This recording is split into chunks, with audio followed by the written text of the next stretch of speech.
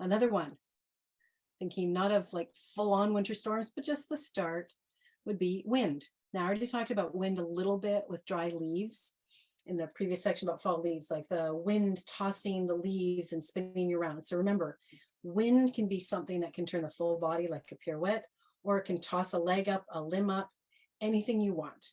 And a nice image is like the wind tossing the full body up, making you like this nice curved leaf floating in the space. And I've got a nice image for that you can see there.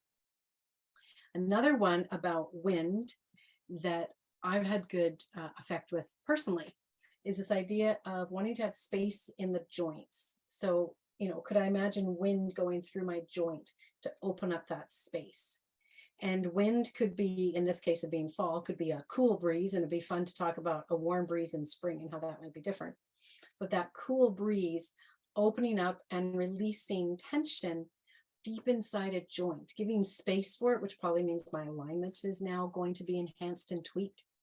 Now, our alignment's not done always by the big muscles. It's actually more often done by the little tiny muscles that we don't really have a lot of voluntary control over. We're not meant to, because it would be tiny little microscopic changes to be making, and our nervous system would, you know, be fried because we couldn't be thinking of all those little things.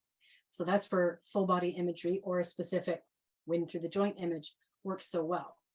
So as an example, working on relaxing my knees, when I was studying about the cruciate ligaments, we're talking about releasing the cruciate ligaments. And you're like, how can I think of that? And it's like, well, just imagining it happening.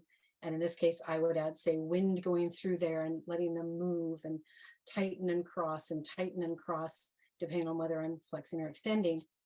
And I know I found great release inside my knees, and therefore the muscles that were adjusting, just the tiny little muscles, popliteus or what have you, around the knee there, they were doing their job without me.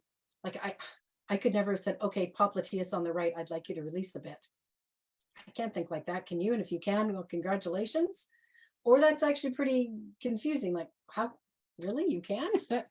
But you can for sure think of images that could create release and space in the joints. And I love the idea of wind through the joints, which reminds me that kind of could link to when you're studying the skeleton, looking at Halloween skeletons and all the spaces between the joints. Okay, so you got wind and rain, and then one more, which would be fog.